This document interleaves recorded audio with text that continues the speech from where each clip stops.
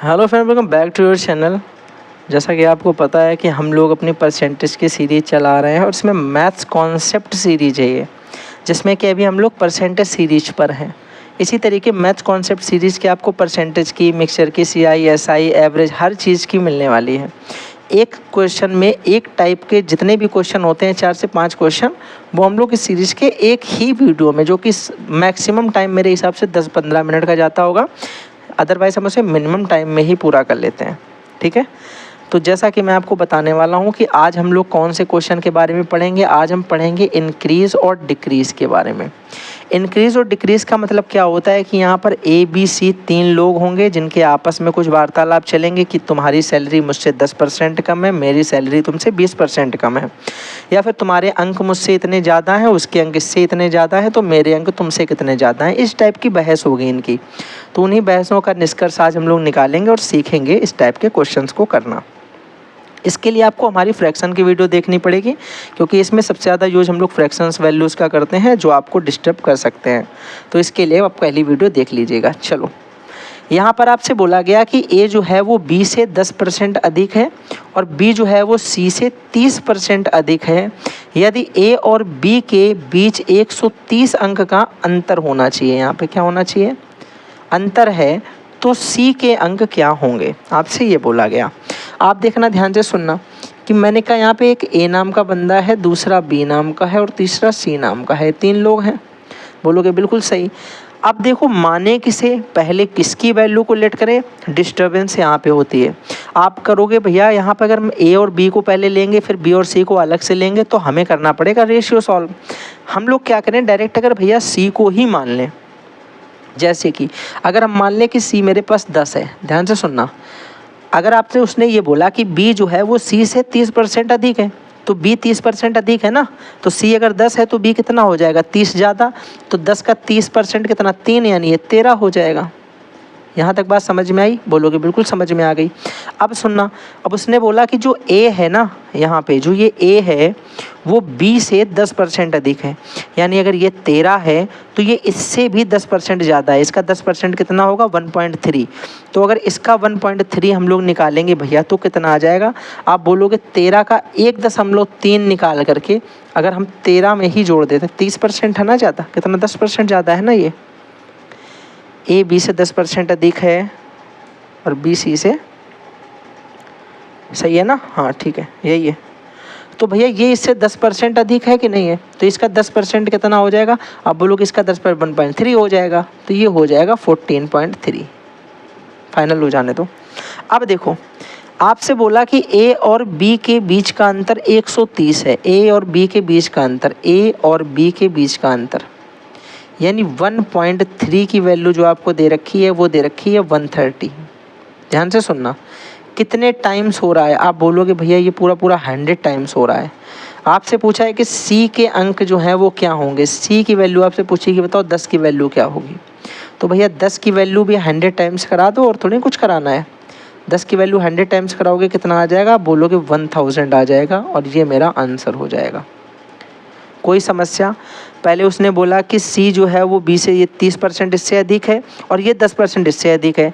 तो अगर ये 30% अधिक है तो ये 10 है, तो ये 13 हो गया। ये इससे 10% अधिक है, तो ये अगर 13 है तो फिर ये इससे 10 ज़्यादा, मतलब 1.3 ज़्यादा। भाई 13 का अगर 10% निकालें कितना आएगा, 13 × 10/100 करोगे, 1 0 से तो 1 0 कट जाएगा, 1 0 से 1 पॉइंट आ जाएगा, तो ये 1.3 आ गया।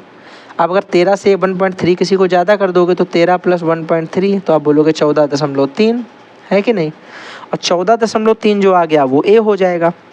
अब ए बी सी तीनों पता हैं, कुछ भी पूछा जाए सॉल्व कर लेंगे, आंसर निकाल लेंगे। चलो कोई बात नहीं, 2-3 प्रश्न करेंगे, समझ में आ जाएगा। अगर एक से नहीं आता है, बड़बड़ाने वाली बात थोड़ी ना उसमें। देखो जरा, आपको दिया गया है कि ए जो है वो बी से 30% अधिक है, बी सी से 20% कम है।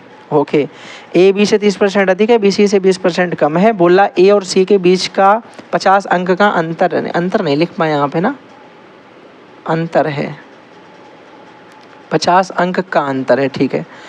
तो बी के अंक क्या होंगे, फिर से वही कॉन्सेप्ट, पहले ए को माना, एक बी नाम का बंदा है, एक सी नाम का बंदा, कोई समस्या नहीं। अब हमने कहा कि ए बी से 30% अधिक है, बी सी से 20% कम है। तो अगर इसका मतलब ये 20% कम है, 20% की फ्रैक्शन वैल्यू कितनी होती है याद है किसी को? 20% का मतलब होता है 1/5। यानी इसका मतलब सी अगर मेरे भाई 5 है तो बी कितना होगा? इसका 20% कम, यानी 5 पे 1 कम, कितना बचा? 4। तो ये 4 होगा। यहाँ तक कोई समस्या? बोलोगे यहाँ तक तो कोई समस्या नहीं, इतनी बात तो सबको समझ में आ गई। इसके आगे का समझाओ, बहुत ज़्यादा दिक्कत कर दिया इसने। यहाँ पे इसे लिख देते हैं 4 कायदे से थोड़ा। अब बोलोगे भैया कि ए जो है वो बी से 30% अधिक है। ये तो मेरे भाई 100% है, इससे 30% अधिक है ये वाला। इसका 30% कितना हो जाएगा? आप बोलोगे भैया 4 का 30%, 4 का 30% का मतलब होता है 3/10। 10 का यहाँ से हटाओ, यहाँ पॉइंट लगा दो, 3 चौके 12, 1.2 आ जाएगा। यानी ये वाली संख्या जो होगी वो 5.2 हो जाएगी। इससे 30% ज़्यादा है ना, तो 1.2 इससे ज़्यादा हो जाएगी, तो ये 5.2 हो जाएगी। बोलोगे भैया यहाँ तक की बात तो मुझे समझ में आ गई है, लेकिन जो समझ में नहीं आया है वो ये है कि ए और सी के बीच का अंतर 50 है। ए और सी के बीच का अंतर, कहाँ ए है ये और कहाँ सी है ये, इनके बीच का अंतर कितना है? बोलोगे पॉइंट का 2 है, लेकिन इनके हिसाब से ये अंतर कितना है? 50 है। पॉइंट 2 को 50 कैसे लिख सकते हो? आप बोलोगे तभी लिख सकते हो जब भैया हम इसमें 250 से गुणा कराएं। कितने से? 250 से। 250 से गुणा करा दें अगर इसका तो 50 आ जाएगा, क्योंकि भाई 250 दूना 500 और 500 के 1 अंक बाद पॉइंट लगा देंगे तो 50 बचेगा। तो यानी कुल मिला के जो भी संख्या है वो कितने गुना हो रही है? 250 गुना। आपसे पूछा गया बी के अंक कितने हैं? बी के हैं कितने? 4 हैं, लेकिन 4 से कोई मतलब नहीं, कितने गुना है? 250 गुना ही तो आंसर माना जाएगा। तो भैया 2.5 चौके कितना होता है? आप बोलोगे देखो 25 चौके 100 और एक ये वाला 0, 1000 इसका आंसर आ गया। कोई समस्या? जल्दी बताओ, अगर कोई समस्या है तो जल्दी से इस बात को समझेंगे।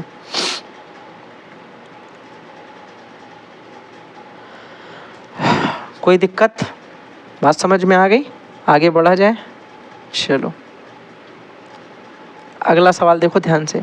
बोला ए बी से 40% अधिक है। एक बात ये हो गई कि ए जो है वो बी से 40% अधिक है। ए बी से, हाँ ए बी से 40% अधिक है। सी जो है वो ए और बी के योग का 50% अधिक है। ए और बी के योग से भी 50% ज़्यादा है, ठीक है। यदि बी और सी के बीच 66 अंक का अंतर है तो ए और बी के बीच कितने अंकों का अंतर होगा, ये पूछा गया। सवाल थोड़ा सा अच्छा लग रहा है कि मान लो एक ए हो गया, एक बी हो गया और एक सी हो गया। इंक्रीमेंट डिक्रीमेंट में यही होता है, बस पहले आपको रेशियो समझना पड़ेगा। पहले उसने बोला कि ए बी से 40% अधिक है। ए मेरे भाई बी से 40% अधिक है। अगर ये 100 है तो ये 140 होगा। 40% की फ्रैक्शन वैल्यू कितनी होती है? आप बोलोगे भैया 40% की फ्रैक्शन वैल्यू होती है 2/5।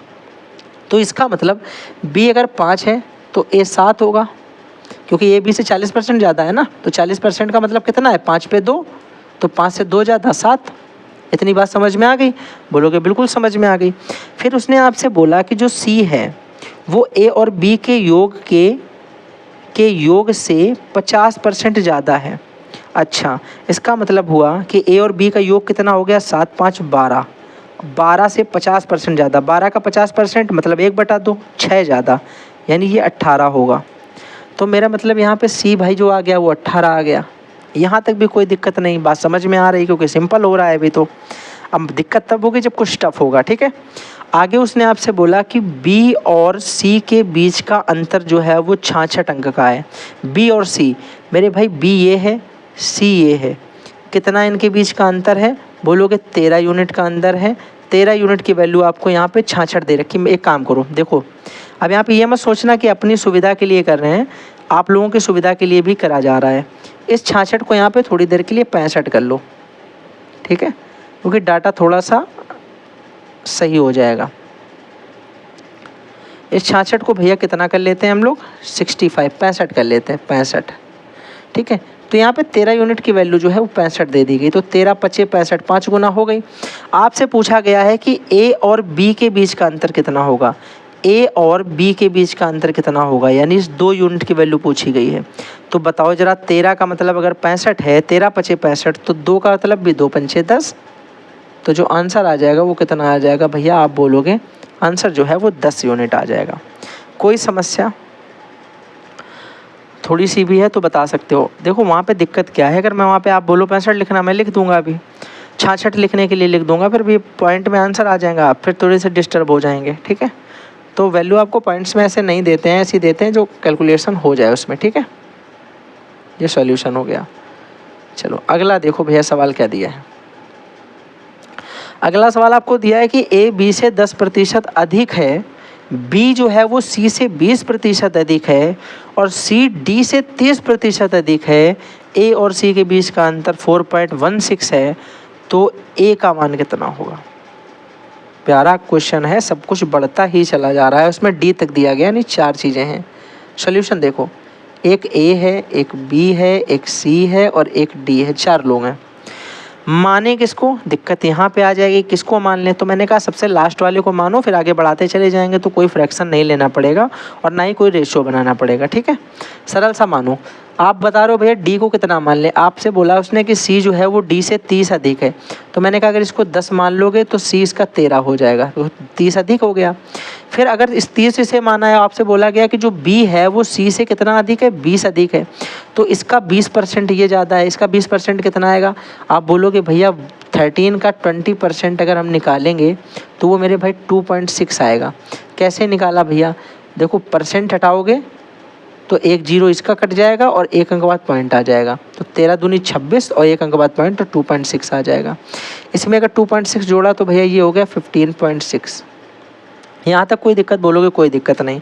फिर भैया ए जो है वो बी से 10% अधिक है, इससे ये वाला जो है वो भी 10% ज़्यादा है, इसका 10% निकालो। आप बोलोगे भैया 15.6 का 10%, आप बोलोगे परसेंट हटाया, 0 1 हटा दिया और 1 0 जो था वो यहाँ लगा दिया, तो 1 0 से वजह से मेरे भाई 1.56 आ गया।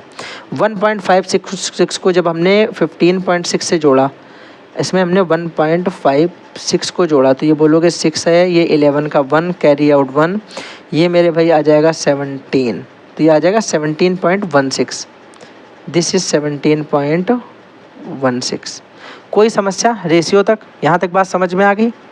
अब सुनो, अब उसने आपसे बोला कि ए और सी के बीच का अंतर, ए और सी के बीच का अंतर अगर हम 17.16 से या 17.16 से 13 को घटा देंगे तो आप बोलोगे 4.16 बचेगा।